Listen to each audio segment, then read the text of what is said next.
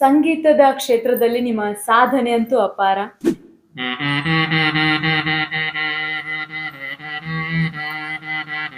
ಗೀತೆ ಏನೋ ಆಟ ಆಡ್ತಾ ಮಾಡ್ತಾ ಇದ್ರು. ನ್ಯಾಷನಲ್ ಅಂತಮ್. ಎಸ್, ನಾನೇನು ಮಾಡ್ತಾ ಇದ್ದೀನಿ, ನಿ ತಂದೆ ನಿ ತಾಯಿ ನಿ ಬಂಧು ನಿ ಬಳಗ ನೀ ಕೇಳೆಯ ಯಾಕೆ ಸರ್? ಅಂದ್ರೆ ಕೊನೆಗೆ ಅಮಿತಾಬ್ ಬಚ್ಚನ್ ಫೋಟೋಗ್ರಾಫರ್ ಕರೆದು ನಿಲ್ಲಿಸಿಕೊಂಡು ನಾನು ಫೋಟೋ ತೆಗೆದು ನಮಗೆ ಫೋಟೋ ಕಳಿಸಿದ್ದಾರೆ. ಅಂದ್ರೆ ಸರ್, ಇವಾಗ ನೀವು ಮೂಗಿನಿಂದ ಶನ ಎದು ನುಡಿಸುವಾಗ ಮಾಡುವಾಗ ಉಸಿರಿನ ನಿಯಂತ್ರಣ ಬೇಕಾಗ್ತದೆ, ಬ್ರೀತ್ ಕಂಟ್ರೋಲ್. ಅದನ್ನ ಯಾವ ರೀತಿ ಮಾಡ್ತೀರಾ ಸರ್? ಅದಕ್ಕಾಗಿ ವಿಶೇಷವಾದ ಏನಾದ್ರೂ ವ್ಯಾಯಾಮ, ಧ್ಯಾನ, ಯೋಗ ಮಾಡಬೇಕು, ಹಠ ಬೇಕು, ಛಲ ಇರಬೇಕು, ಗುರಿ ಬೇಕು.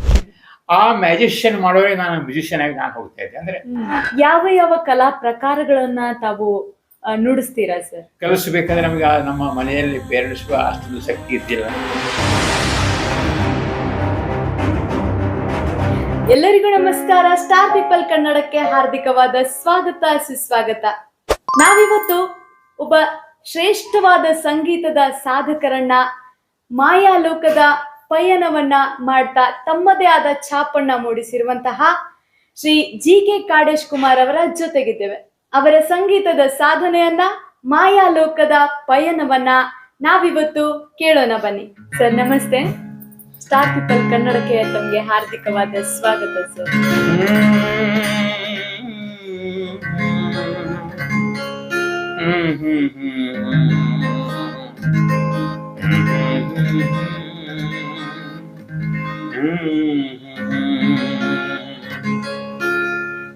ನಮಸ್ತೆ.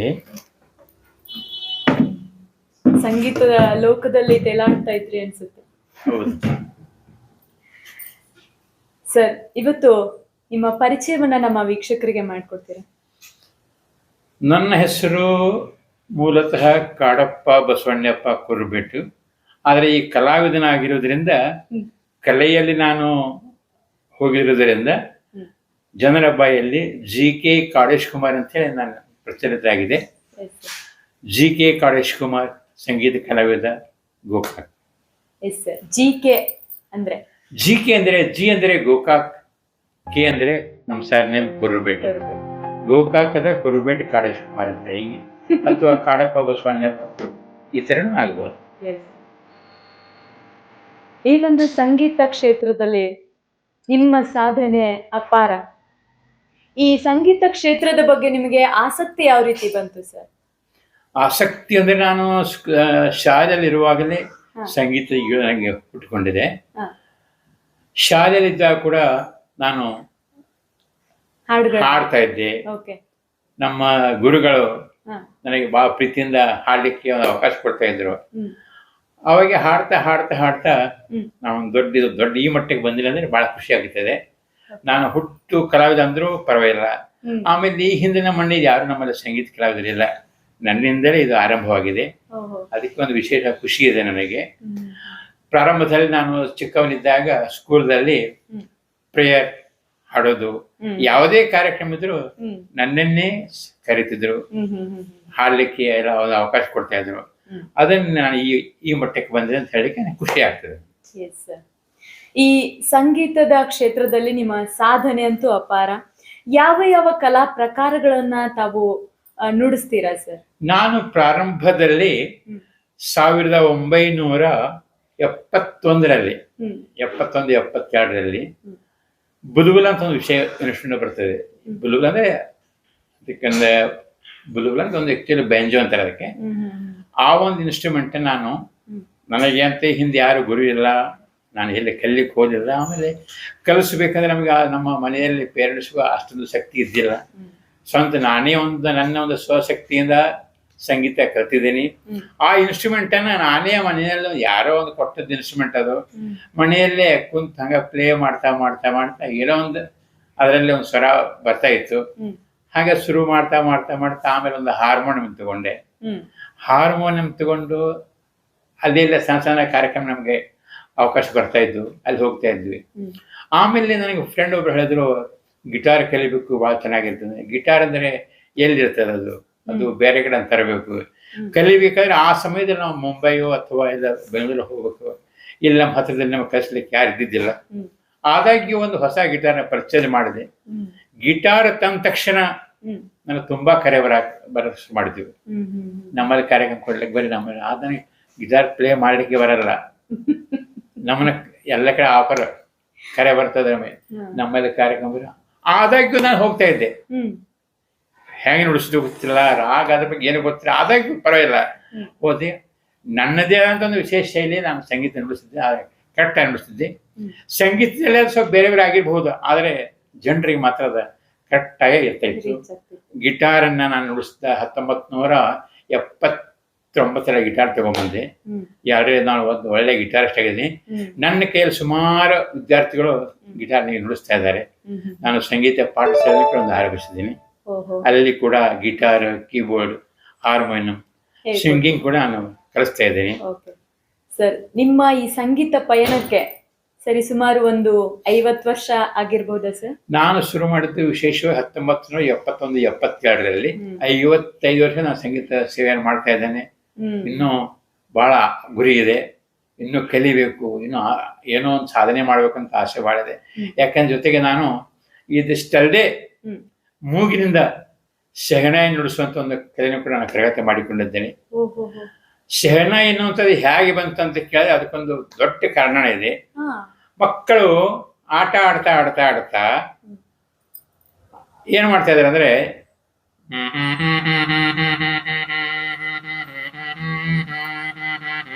ಈತ ಏನೋ ಆಟ ಆಡ್ತಾ ಮಾಡ್ತಾ ಇದ್ರು, ನ್ಯಾಷನಲ್ ಆಂಥೆಮ್. ಎಸ್, ನಾನು ಅದನ್ನ ನೋಡಿ ನಾನು ಮಾಡ್ಬೇಕಂತ ಹಂಗೆ ಹುಚ್ಚು ಮಾಡ್ತಾ ಮಾಡ್ತಾ ಮಾಡಿದಾಗ ಏನೋ ಒಂಥರ ಸೌಂಡ್ ಬಂತು. ಅದು ನೋಡಿದಾಗ ಶೆಹನಾಯಿ ಸೌಂಡ್ ಅಂತ ಧ್ವನಿ ಅಂತ ಗೊತ್ತಾಯ್ತು. ಅದನ್ನ ನಾನು ಕಂಪೇರ್ ಮಾಡಿದಾಗ ಬಿಸ್ಮಿಲ್ಲಾ ಖಾನ್ ಅವರು ನುಡಿಸುವಂತ ಒಂದು ಶೆಹನಾಯಿ ಅದನ್ನ ಮೂಗಿನಿಂದ ನುಡಿಸುತ್ತ ಒಂದು ಪ್ರಯತ್ನ ಮಾಡಿ ಆರಂಭ ಮಾಡಿದೆ. ಆರಂಭ ಮಾಡಿದ ತಕ್ಷಣ ಮತ್ತದು ಅದಕ್ಕೊಂದು ಅವಕಾಶ, ಇವತ್ತು ನಮ್ಮಲ್ಲಿ ಕಾರ್ಯಕ್ರಮ ಬರ್ಬೇಕು, ನೀವು ನಮ್ಮಲ್ಲಿ ಬರಬೇಕು, ಈ ತರ ಮಾಡ್ತಾ ಮಾಡ್ತಾ ಗಿಟಾರ್ ಯಾವಾಗ ಬಂತು, ಡ್ರಾಮಾ ಕಂಪ್ನಿ ಅಂದ್ರೆ ನಾಟಕ ಕಂಪ್ನಿಲಿ ಅವಾಗ ಗಿಟಾರ್ ಅವಶ್ಯಕತೆ ಬಹಳ ಇತ್ತು. ನಾಟಕದಲ್ಲಿ ಹಿನ್ನೆಲೆ ಗಾಯಕನಾಗಿ, ಹಿನ್ನೆಲೆಯ ವಾದ್ಯ ಸಂಗೀತಗಾರನಾಗಿ ನಾಟಕ ಕಂಪ್ನಿ ಸುಮಾರು 1977ರಲ್ಲಿ ಶ್ರೀ KBR ಡ್ರಾಮಾ ಕಂಪ್ನಿ ಅಂತ ಚಿಂದೋಡಿ ಈರಪ್ಪನ ಒಂದು ಡ್ರಾಮಾ ಕಂಪ್ನಿ ಅದನ್ನ ಕರೀಲಿಕ್ಕೆ ಬಂದ್ರು. ನಾನು ಗಿಟಾರ್ ಬಾರಿಸಲಿಕ್ಕೆ ಬರ್ತಾ ಇಲ್ಲ, ಆದ್ರೂ ಕೂಡ ಹೋಗಿಬಿಟ್ಟೆ. ಅಲ್ಲಿ ಹೋದ ಮೇಲೆ ಅಲ್ಲಿರುವ ಎಲ್ಲ ಅಂದ್ರೆ ಹಾರ್ಮೋನಿಯ ವಾದಕರಾಯ್ತು, ತಬಲಾ ವಾದಕರಾಯ್ತು, ಅವ್ರ ಜೊತೆ ಗೂಡಿ ಸಂಗೀತ ಬಗ್ಗೆ ನನಗೆ ಇನ್ನಷ್ಟು ನಾಲೆಜ್ ಬರ್ತಾ ಪ್ರಾರಂಭ ಆಯ್ತು. ಮತ್ತೆ ಅದೆಲ್ಲ ಇಂಪ್ರೂವ್ ಆದೆ. ಇದೇ ತರ ಮಾಡಿ ಮಾಡಿ ಸುಮಾರು ಕರ್ನಾಟಕದಲ್ಲಿರುವ ಎಲ್ಲ ನಾಟಕ ಕಂಪನಿಯಲ್ಲೂ ನಾನು ಸಂಗೀತ ಸೇವೆ ಮಾಡಿದ್ದೇನೆ. ಹಿನ್ನೆಲೆ ಗಾಯಕನಾಗಿ ಸೇವೆ ಮಾಡಿದ ಜೊತೆಗೆ ಪಾತ್ರ ಕೂಡ ನಿರ್ವಹಿಸಿದ್ದೇನೆ. ಹೌದು, ಬಹಳ ಖುಷಿ ಆಗ್ತದೆ.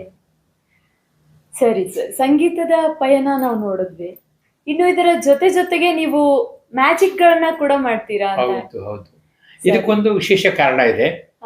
ಮ್ಯಾಜಿಕ್ ಅಂದ ತಕ್ಷಣ ನಮ್ ನೆನಪು ಬರೋದು ಬಂಗಾಲಿ ಅಂದ್ರೆ ಕಲ್ಕತ್ತಾ. ಇನ್ನೊಂದು ನಮ್ಮ ಕರ್ನಾಟಕದಲ್ಲಿ ಮ್ಯಾಜಿಕ್ ಅಂದ್ರೆ ಈ ಕಡೆ ಮಂಗಳೂರು, ಕುದ್ರೋಳಿ, ಆಮೇಲೆ ಉಡುಪಿ, ಈ ಕಡೆ ಮ್ಯಾಜಿಷಿಯನ್ ಬಹಳ ಇರ್ತಾರೆ. ಆ ಮ್ಯಾಜಿಷಿಯನ್ ಮಾಡೋರಿಗೆ ನಾನು ಮ್ಯೂಸಿಷಿಯನ್ ಆಗಿ ನಾನು ಹೋಗ್ತಾ ಇದ್ದೆ. ಅಂದ್ರೆ ಜಾದು ಕಲೆಗೆ ಹಿಂದೆ ಒಂದು ಬ್ಯಾಕ್ ಗ್ರೌಂಡ್ ಮ್ಯೂಸಿಕ್ ಬೇಕು, ಹೌದು, ಅದಕ್ಕೆ ನನಗೆ ಕರ್ಸ್ತಾ ಇದ್ರು ಅವರು. ಅವ್ರ ಮ್ಯಾಜಿಕ್ಗೆ ನಾನು ಮ್ಯೂಸಿಕ್ ನೀಡ್ತಾ ಇದ್ದೆ. ಹೀಗೆ ರೂಢಿ ಹಾಗೆ ರೂಮಿಂದ ಬಂದ ಮೇಲೆ ಅವ್ರು ಏನು ಮಾಡ್ತಾರೆ ನಾನು ಎಲ್ಲ ಗೊತ್ತಾಗ್ತು. ಮ್ಯಾಜಿಕ್ ಅವ್ರು ಹೇಗೆ ಮಾಡ್ತಾರೆ ನನಗೆ ಗೊತ್ತಾಯ್ತು. ನನ್ನ ಕೆಲ ಅವ್ರು ಬರಲಿಲ್ಲ, ಅವ್ರ ಕೆಲ ನನಗೆ ಬಂತು. ಅದನ್ನೇ ನಾನು ಬಂದೇನು ಮಾಡಿದ್ರೆ 2 ಐಟಮ್ ಸ್ಟಾರ್ಟ್ ಮಾಡಿದೆ. ಅದು ಕೂಡ ಮ್ಯಾಜಿಕ್ ವಿತ್ ಮ್ಯೂಸಿಕ್. ಮ್ಯೂಸಿಷಿಯನ್ ಕೂಡ ಆದೆ, ನಮ್ಮ ಜೊತೆಗೆ ಮ್ಯಾಜಿಷಿಯನ್ ಕೂಡ ಆದೆ. ಅದು ಕೂಡ ಕರಗತ ಮಾಡಿಕೊಂಡೆ. ಅದರ ಸುಮಾರಾಗಿ 1000 ಕಾರ್ಯಕ್ರಮ ನಾನು ನೀಡಿದ್ದೇನೆ. ಸಾಕಷ್ಟು ಶಾಲೆಗಳಲ್ಲಿ ಕೂಡ ಈ ಒಂದು ಜಾದು ಜೊತೆಗೆ ನಮ್ಮ ಕನ್ನಡ ಪರ ಗೀತೆಗಳನ್ನ ಹಾಡುವಂತ ಪ್ರಯತ್ನ ಮಾಡಿ ಮಕ್ಕಳಿಗೆ ಜನಪದ ಗೀತೆಗಳನ್ನ ಒಂದು ಕಲಿಸುವಂತ ಪ್ರಯತ್ನ ಮಾಡ್ತಾ ಇದ್ದೇನೆ. ನನಗೊಂದು ಹವ್ಯಾಸ ಅಂತ ಕೇಳಿದ್ರೆ, ಇವತ್ತಿನ ಮಕ್ಕಳು ಕಲಿಬೇಕು, ಸಂಗೀತ ಬಹಳ ಮುಖ್ಯ. ಸಂಗೀತದಿಂದ ನಮ್ಮ ಆಯುಷ್ಯ ಅಭಿವೃದ್ಧಿ. ಇದಕ್ಕೊಂದು ಏನೋ ಕಾರಣ ಅಂದ್ರೆ ನನಗೆ ಈಗ ವಯಸ್ಸು 70. ನೋಡಿ ಅನ್ಸೋದೇ ಇಲ್ಲ. ಅದಕ್ಕೆ ಕಾರಣ ಏನಂತ ಕೇಳಿದ್ರೆ ಸಂಗೀತವೇ ಕಾರಣ. ನನಗೆ ಬಾಧನೆ ಕೇಳ್ತಾರೆ, ಇದು ನಿಮ್ಗೆ ಗುಟ್ಟೇನೋ? ಏನು ಗುಟ್ಟಿಲ್ಲ, ಸಂಗೀತನೇ ಅದಕ್ಕೆ ಗುಟ್ಟು.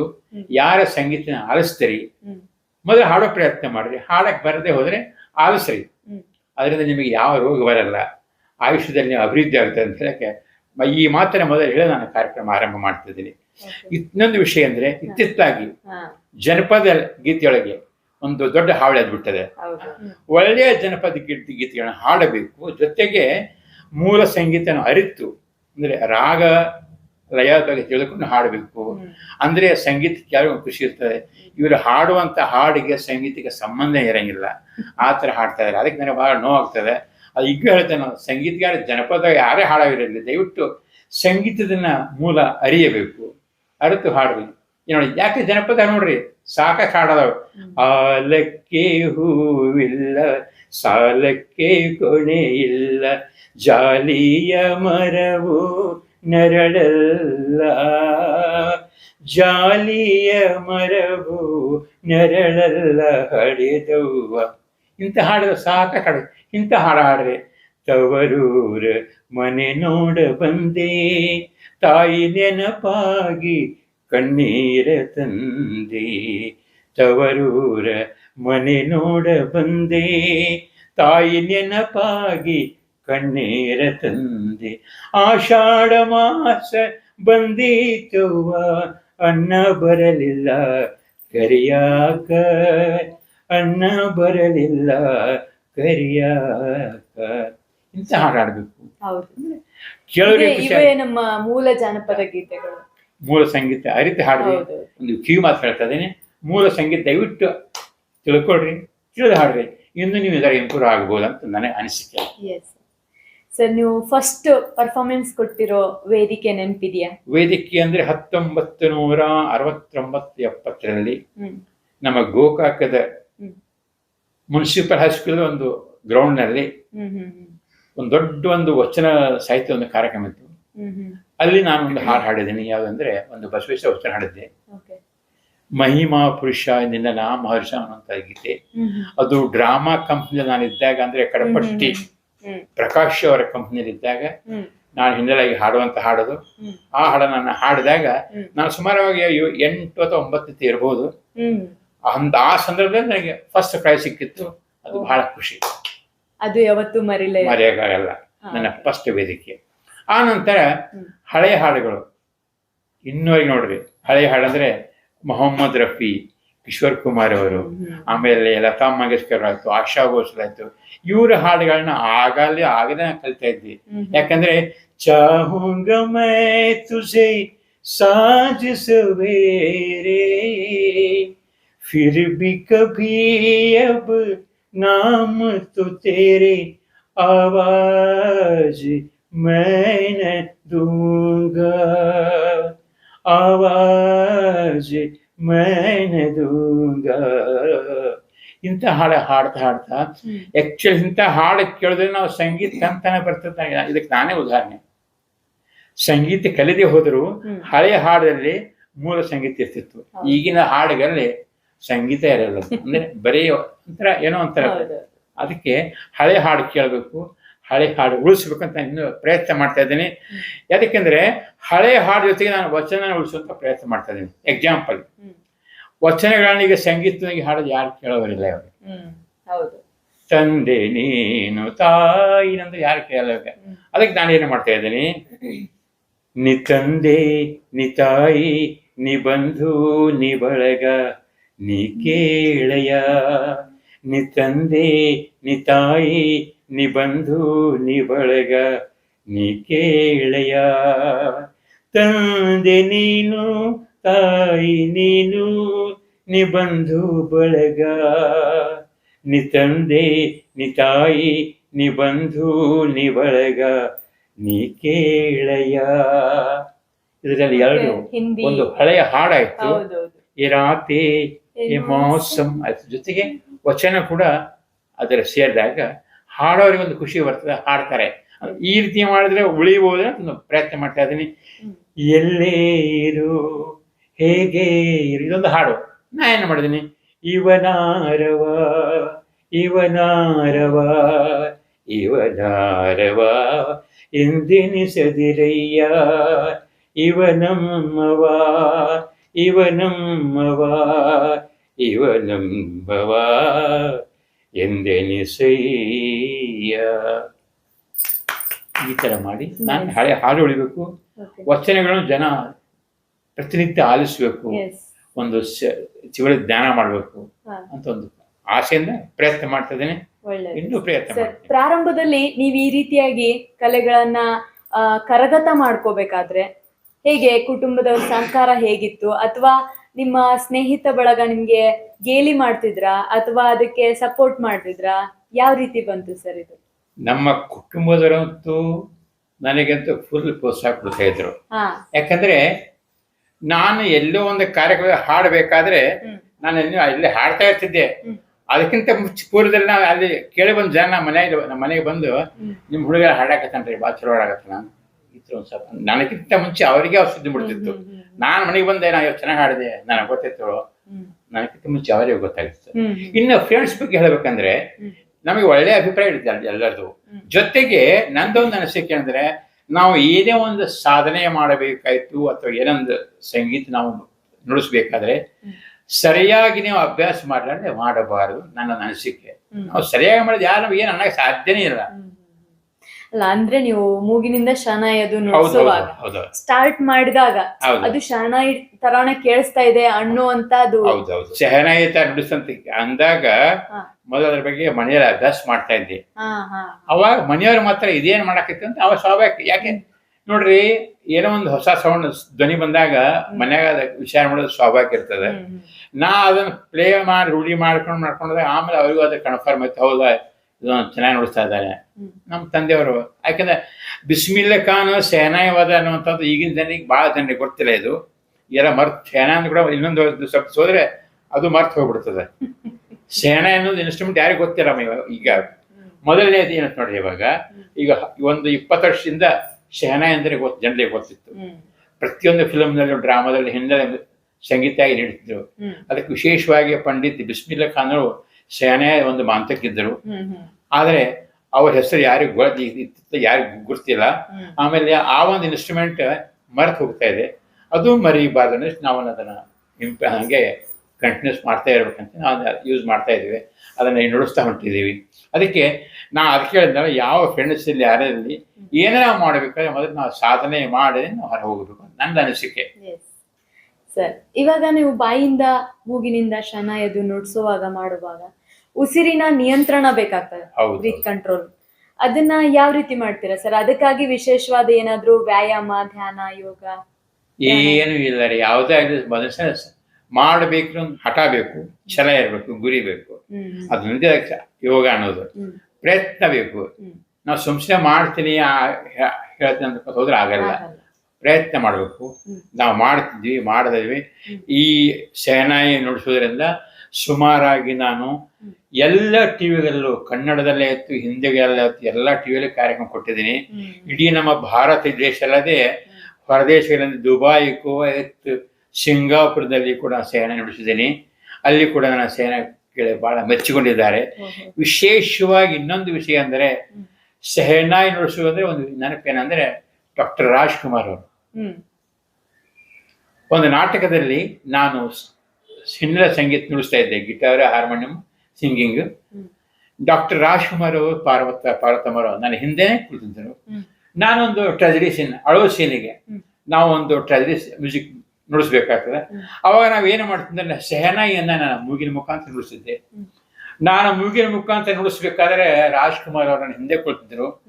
ಅವರು ಹಿಂದೆ ನೋಡ್ತಾ ಇದ್ದಾರೆ, ಶಹನಾಯಿ ಸೌಂಡ್ ಕೇಳ್ತಾ ಇದೆ, ಶಹನಾಯಿ ನುಡಿಸೋರು ಕೇಳ್ತಾ ಇಲ್ಲ, ಕಾಣ್ತಾ ಇಲ್ಲ, ಎಲ್ಲಿದ್ದಾರೆ ಆವಾಗ ನೋಡ್ತಾ ಇದಾರೆ ಅವ್ರು.